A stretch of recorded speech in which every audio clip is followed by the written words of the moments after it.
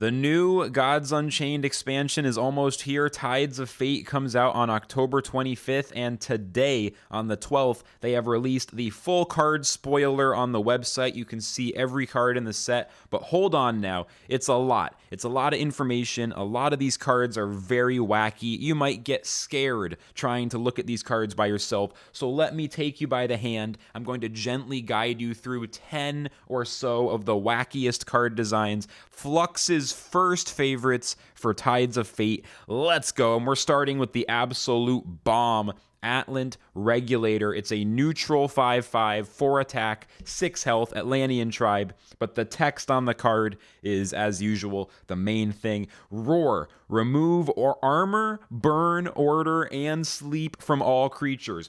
Armor, burn, order, and sleep. That means if you play Atlant Regulator after your opponent plays a Demogorgon, all that sleep is undone. Your opponent plays Demo, you play Atlant Regulator, and you still have lethal. Aggro decks are going to run this, mid-range decks are going to run this, but maybe even control decks. This isn't just Demo, this also kills Order Light pretty much. Maybe kills is a strong word, but if you have the opponent locked down with Order, this is going to remove it. And notably, there's been a couple cards that can remove Order, but there's been nothing in the meta that really removes Order. There's a few like small cards. I think Deception has one, Changing Locks, but there's basically no Order hate in the game. So it's huge to have something that removes Order as well as armor. This card is crazy. They really put the full tech into one card. This could have been just removing sleep or just removing order or something, but they put it all into one card at 5 mana with a good stat line, and they gave it to the Atlantean tribe. Damn, dude. I'm on Team Dragons, so I'm a little sad that the Atlanteans got this one. Okay, let's grab the next card. How does this software work? There we go. This one is crazy, bro. Let's zoom it in. Azaya, Hands of the Spire, another neutral domain card. Don't worry, they actually put a ton of the good cards into specific domains, by the way. The first few are neutral, but I don't think this set has too many overpowered neutrals. Just want to say that, because I know in the past that's been a thing. The first few being neutral, just kind of a coincidence. Okay, Azaya, Hands of the Spire, 3 mana, 3/3, Aether Tribe. At the start of your game, put this in your mulligan, so your opening hand. Roar. If your deck contains only legendary cards, give your god after you play a card, refresh 1 mana. If your deck contains only legendary cards, what? That is the coolest condition ever. That means it's not only... It's interesting, it's not just one of each card, but specifically legendary. So, I mean, how the hell do you put together 30 legendaries for a deck? I don't even know. I'm so excited to see what some of the best off-meta players do with this card. Like, what is 40 till 5 going to do with this? Or some of the other players. What's Aldous going to do with this? I think the off-meta players are going to have a field day with this card. Okay, fighting with the thing again. Here we go. Glenndraa Pride, another neutral, 5 energy, 5 attack, 5 health, dragon, roar, draw 2 dragons. A simple card, but I'm very excited about this. Very, very excited because I'm on Team Dragon, and I think if you look at my videos, there's a 1-turn kill dragon deck originally designed by Crypto Worker in the Twitch chat, which is a really fun deck. It was a $40 budget build after Band of the Wolf came out, and I'm really excited to build new versions of that deck because it was actually surprisingly good given that it was off meta and no one really played that kind of deck. It actually did pretty good and it was really fun to play. So I'm really excited to see that kind of stuff with a little bit of an increased power level, and Glenn is exactly the card that we need. I'm going to sip my coffee. While I do, like the video, subscribe to the channel, please.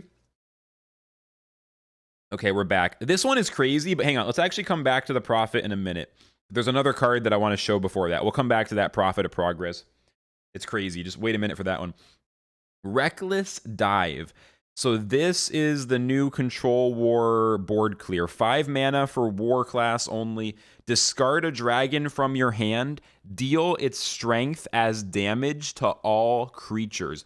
This is the new Carnage Sweep, because Carnage Sweep used to be a really strong board clear at 5 mana. They nerfed it. Now Reckless Dive will probably maybe be the best AoE board clear for War. Is Control War coming back? I mean, listen, I think, you guys know if you've been watching the stream or whatever, I haven't really been playing a lot of Constructed. I've been super into Sealed for the last month, but I do think Control War has been underrated in the meta for quite a while. It seems like it's pretty much back, not to the dominance that it was once upon a time, but back to being like one of the very best decks. So the fact that it's getting new tools and new toys, paging Birdgineer. I think Birdgineer is going to be very happy. Probably one of the most prolific Control War players. Next up, another big war card, Salvatore Ceaseless Impact. Leech 6/7 for 6, Mana Surge 6. First time we're seeing Mana Surge in these cards I'm showing you. It's the new major mechanic in the set. If the card is in your hand, every time you spend mana, it counts towards Mana Surge. So Mana Surge 6 means that effect activates if you've spent at least 6 mana since this card was in your hand before playing it. So hopefully that makes sense. If not, there's plenty of other videos and blogs you can find with more info on that mechanic. In this case, if you have Mana Surge 6, your opponent discards 2 random spells. So this is going to be one of the best answers for spell-based combo decks. A lot of the combo mage decks, definitely my favorite one is going to take another hit, Arcane Burst. It's already not that strong anymore. Really tough for Arcane Burst. But also for stuff like Over the Line in the Death class and a variety of other classes.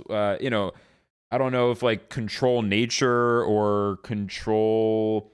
I don't know. Some control decks are more creature-based. It's not going to counter Avatar of Magic, right? Avatar of Magic is a creature. But discarding random spells is going to be a really good anti-combo thing, and we need more mechanics like this to stop the best one-turn kill decks from getting too strong. So I'm really happy this card is getting added. It is only in the War class. Oh, my personal favorite here. Y'all know I love Nature. I gave up on Control Nature after a while because it was so bad, but I want to play more Nature. I love playing Nature. This card is probably going to get nerfed, I think. This card seems broken. 6 mana, 7 attack, 6 health, Wild Shark. I love how it's sea creatures. There's a theme with the new Nature Wilds. They're all water creatures. I love it. Blitz. After an enemy creature is destroyed, split its strength and health randomly among all creatures in hand. So it's like Rayos from the War class, from the Band of the Wolf expansion, but notice that Shredder doesn't say after this creature destroys an enemy creature. Shredder doesn't have to destroy the creature. If you play Shredder and then you destroy enemy creatures other ways, it's still going to get this strength and health effect. So is Control Nature going to be the new Olympian War? Keep in mind it's a 6 energy card. Olympian War was able to ramp its hand very early and very reliably. This is much more of a late game win condition. My hope is that maybe Control Nature will have more of a big creatures finisher as opposed to the Fatigue Wisp finisher that makes it so slow to play against and so dreadful to play against. If it has more of an explosive finish, maybe the deck will feel more exciting for both players throughout the match. Very excited about this card. This one I just noticed like last minute right before I started recording. This is a death card. Tempest Alter. Pull the top 5 creatures of your deck to your void. Not cards, but creatures.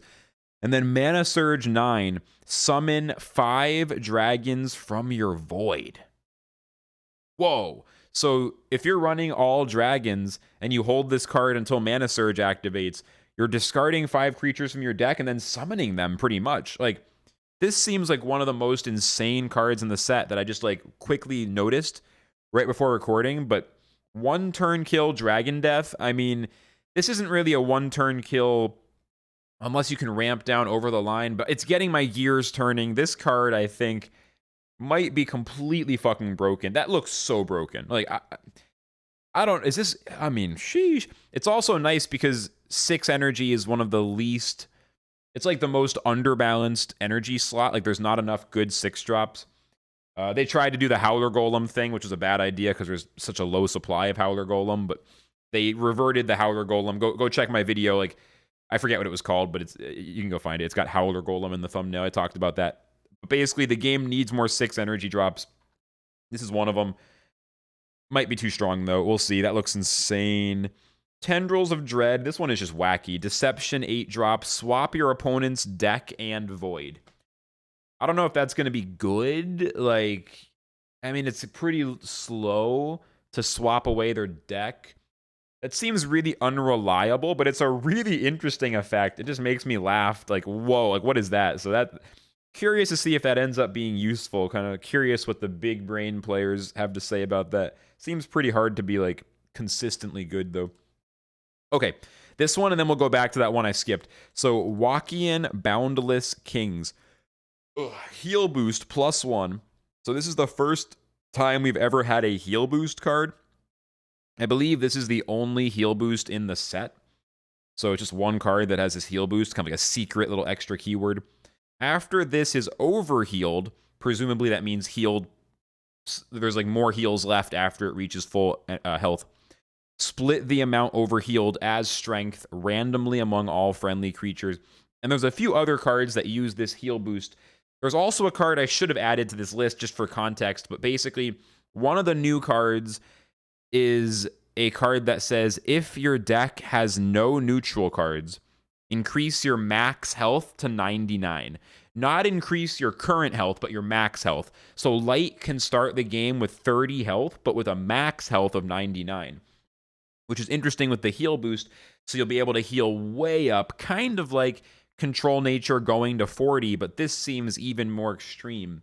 And keep in mind, we already noticed that Control Light is going to be very, very, very weak compared to where it used to be because Atlant Regulator, right? So Order Light is going to really struggle. This actually can, I think, even more than the Demogorgon thing, this is going to single-handedly kill Order Light because you're one card away from getting fucked by this single card the whole time you're playing that deck. But the thing I want to say here is Prophet of Progress. Maybe the craziest card in the set, just in terms of like the pure Timmy, big stats, God Blitz, hit you in the face, you know, just absolute nonsense here. God Blitz, well, so 7 energy, 4 attack, 4 health to start.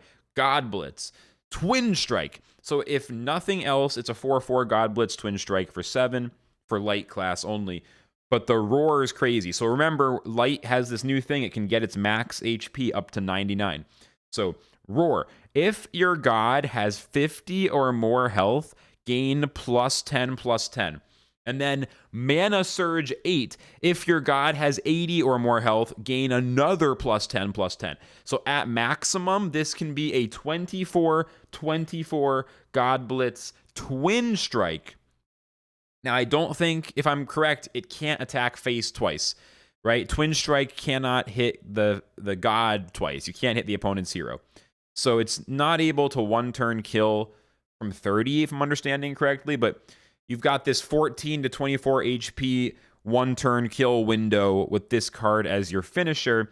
And again, it's another example. They're trying, I believe, to get these control decks away from the fatigue win condition, away from the win condition of just like, haha, you're out of cards, you're taking fatigue damage, I've outlasted you.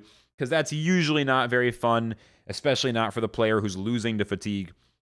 Instead of that, we have these explosive finishers where if you can get to the late game with a ton of health, then you can finish them as opposed to sitting around playing the fatigue game, which, you know, there are some people who like these super long fatigue matches. I've been guilty of playing those kinds of decks at times, especially on stream. It gives me an excuse to hang out and just kind of talk to chat because you're kind of chilling, defending, not like too crazy sometimes with the decision making. But I like this direction, making things more of explosive finishing cards and also putting these cards into specific domains so it's not just all in the neutral domain, which makes the decks too homogenized, too similar to each other. So these cards are crazy. Tides of Fate is looking really fun. It's exactly what we've needed. We have sealed mode, and now we're getting a really fun new expansion in Gods Unchained. Major expansion, 144 more cards. I've shown you about 10 of my favorites. Now it's your turn. What are your favorite new cards from the set? What did I miss? Tell me in the comments. Thanks for watching. Big hype. And I'll see y'all soon. Peace out.